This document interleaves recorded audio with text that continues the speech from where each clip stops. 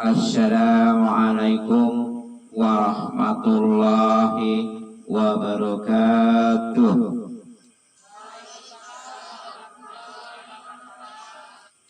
Bismillahirrahmanirrahim. Alhamdulillahilladzi anjala ala abdihil kitaba wa lam yab'alahu iwaja. Asyhadu an la ilaha illallah wa asyhadu anna Muhammadan abduhu wa rasulullah. Allahumma sholli ala Muhammad wa ala ali Muhammad amma ba'du. Kebarengatur kagem sesepuh ugi bini sepuh ingkang paling kawruh kang kawula hormati lan ugi kagem tokoh agama, tokoh masyarakat lan tokoh budaya ingkang kawula hormati, kelajengaken khususipun kagem kaum muslimin dan muslimah ingkang kawula hormati. Pertama, marilah kita sama-sama memanjatkan puji dan syukur kita kepada Allah Subhanahu wa Ta'ala ingkang menapa kula panjenengan ing wekdal niki tansih dipun paringi gesang, paringi kesehatan ugi keselamatan yang hingga masih punya kesempatan untuk belajar mengubah diri menjadi orang yang baik, yang iman dan takwa kepada Allah Subhanahu wa Ta'ala.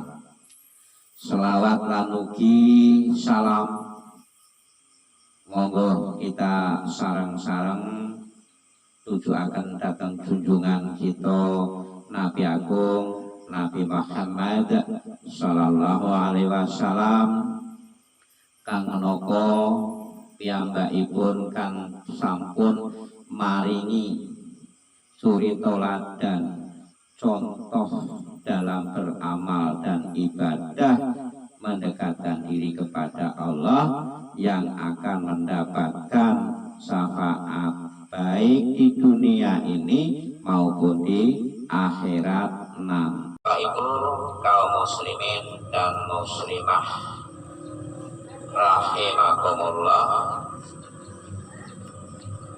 mari kita sejenak untuk belajar tentang syafaat. Syafaat itu artinya pertolongan.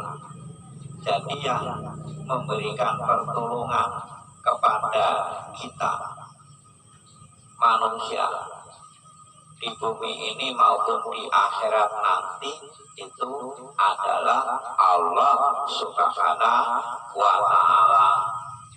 Dan Nabi Muhammad itu tidak bisa memberikan syafaat. Beliau hanya memberikan contoh suri toladan di dalam beramal maupun ibadah yang mendapatkan syafaat, yaitu pertolongan. Artinya ibadah dan amal kita dalam dunia ini yang mendapatkan ridho Allah. Jadi kalau kita ingin selalu mendapatkan ridho Allah di dalam beramal maupun ibadah, tentu kita harus ikuti dan mencontoh Nabi kita Muhammad yang telah dicontohkan. Bagaimana Rasulullah bersabda di situ, innamal bu'istu li utamima makarimal akhlak. Sak temene aku iki diutus anamu kengken memperbaiki akhlak budi lan pekerti. Jadi artinya cukup jelas sekali. Kalau kita mau mendapatkan satu syafaat, tentunya kita harus mencontoh apa yang telah dilaksanakan oleh Nabi kita. Nah, di sini artinya dalam beramal atau dalam bekerja, beraktivitas, kegiatan dalam kehidupan kita sehari-hari di dalam bermasyarakat, berorganisasi, bernegara, tentunya kita mengikuti seperti yang telah dicontohkan Nabi kita Muhammad. Begitu pula di dalam beribadah, mendekatkan diri kepada Allah, hendaklah kita harus mengikuti yang telah dicontohkan oleh Nabi kita. Nah, tidak membuat acara sendiri, menentukan ajaran hukum sendiri di dalam beribadah. Jadi apapun ibadahnya, jika tidak ada contoh Nabi, itu berarti kita tinggalkan, karena tidak akan mendapatkan syafaat. Nah, jadi artinya kalau kita beragama itu hendaklah mengikuti yang telah dicontohkan oleh Nabi kita Muhammad Sallallahu Alaihi Wasallam. Karena Islam itu suatu jalan menuju selamat. Nah, jadi nek arah kepengen selamat dunianya maupun akhiratnya, tentunya kita harus menjadi orang yang beragama Islam. Islam itu sumbernya dari Isya, subuh, luhur, asar, maghrib. Jadi barang siapa yang tidak melaksanakan Isya, subuh, luhur, dan asar, maghrib itu belum termasuk orang yang Islam. Dan waktu sholat tidak mengganggu sedikit pun dalam aktivitas kita, dalam kerja kita, dalam mencari rezeki, karena sudah ditentukan dan diatur waktunya yang tidak akan merugikan sedikit pun oleh manusia yang iman dan takwa. Islam, Isya, subuh, luhur, asar, maghrib. Kenapa kok Islam harus untuk mulai dari Isya? Karena Isya itu waktunya malam hari. Semua aktivitas akan diakhiri dengan istirahat tidur. Di dalam tidur itulah Allah menyuruh untuk meminta perlindungan, sebagaimana di situ wa min syariyata sikin ida waqob. Dan dari kejahatan malam apabila telah gelap gulita. Jadi waktu datangnya malam gelap gulita itulah kita mau istirahat tidur, disuruh untuk melaksanakan sholat, memohon kepada Allah perlindungan di dalam gelap gulita itu. Karena semua yang kita miliki akan ditinggalkan untuk tidur istirahat, baik jasad kita, keluarga kita, harta kita, semua yang kita miliki itu akan ditinggal tidur. Mula berdoa memohon kepada Allah untuk dilindunginya supaya selamat, sehat sampai pagi harinya. Setelah pagi hari disuruh untuk bangun, karena untuk beraktivitas, kerja, mencari rezeki, ngupoyo rezeki. yang Allah tebarkan di muka bumi ini. Di situ qul a'udzu bi rabbil falaq. Qul a'udzu bi rabbil falaq. Aku berlindung kepada Tuhan yang menguasai subuh. Jadi Allah yang menguasai subuh, maka barang siapa yang sholat subuh itu pahalanya akan dilipat gandakan oleh Allah, karena pada subuh hari itu dibukanya pintu rezeki baik yang di bumi dan di langit. Maka berdoalah untuk melaksanakan sholat, berdoa memohon kepada Allah untuk dimudahkan dari segala kesulitan, kesempitan, dan di dalam mencari rezeki untuk nafkah keluarga, supaya berkah barokah, bisa munggah ke Mekah, pulangnya bawa sujadah, tetanggane bodoh bunga, margo itu hadiah sujadah sitok. Ini maka bangun pagi untuk sholat subuh. Jadi artinya sudah ada ketetapan, ketentuan. Sholat isya tujuannya meminta perlindungan kepada Allah dari segala apa yang kita miliki, supaya selamat baik, selamat jasmaninya, selamat rohaninya, selamat hartanya, tidak dicuri orang, tidak dijarah orang. Subuh harinya kita disuruh untuk bangun tidur, sholat, memohon kepada Allah untuk dibukakan pintu rezeki, dimudahkan dalam urusan dunia, baik dalam pekerjaannya, usahanya, niaganya, dan lain sebagainya. Kemudian sholat luhur.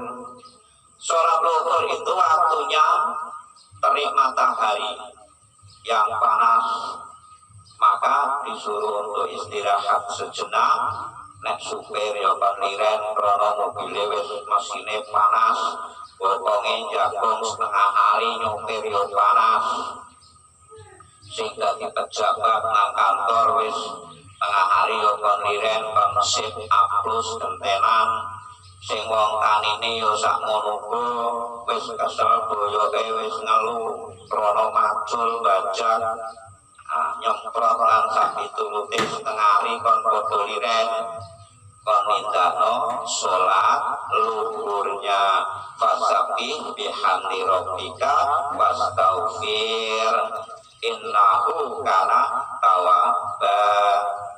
Karena dengan panas terik matahari itulah maka bertasbihlah dengan memuji Tuhanmu dan mohonlah ampun kepadanya, sesungguhnya dia adalah maha penerima taubat.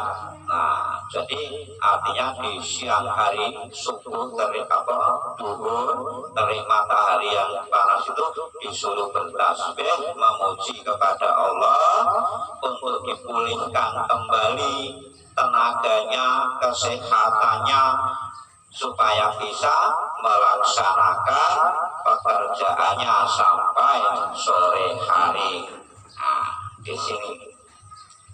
Setelah itu barulah ketemu asar, nyambut gawe wis sore, wis kesel, wiwit isuk tumuka sorene, mula kon nindakne sholat asar, memohon berdoa kepada Allah, mensyukuri nikmat yang Allah berikan, baik kesehatannya, rezeki yang didapatnya, keselamatannya, maka bersyukurlah kepada Allah Subhanahu wa Ta'ala. Kata kalimat bersyukur itu hendaklah memanfaatkan apa yang Allah berikan kita. Allah berikan keselamatan, gunakan keselamatan kita, kesehatan kita untuk berbuat amal ma'ruf nahi munkar, yaitu berbuat yang baik dan mencegah yang munkar. Jangan kita memerangi orang lain dalam kemungkaran, akan tetapi perangilah diri kita sendiri. Jadi sebelum kita memerangi orang lain, perangilah diri kita sendiri, karena di dalam jiwa kita ini masih banyak sekali kemungkarannya. Kemungkarannya itu masih banyak. Maka sebelum kita memerangi orang lain, sebelum menasihati orang lain, sebelum mengajak orang lain, ajaklah diri kita untuk mendekatkan diri kepada Allah, mencegah yang munkar, melaksanakan yang ma'ruf. Setelah itu baru istrinya, keluarga, anaknya, famili andetolannya, barulah kita sudah terbentuk suatu keluarga yang iman dan takwa kepada Allah. Maka woro ngajari tonggo kanan kirinya. Nah ini baru nanti ketemu. Nah kalau keluarganya sendiri aja masih acak-acak, amburadul, konsulat diwangel, kontangi wudu yang bulat, kerjanane malah sing ngerompi, ngerasani tanggane. Sementara kita menasihati orang, mengajak orang, di sini kurang pasnya. Engko katemune jargoni, iso ngajar nek ra iso nglakoni, iso nyontoni nek ra iso didadekne contoh. Di sini maka hendaklah kita syukuri apa yang Allah berikan pada kita. Jika kita diberi harta, gunakan harta itu di jalan Allah.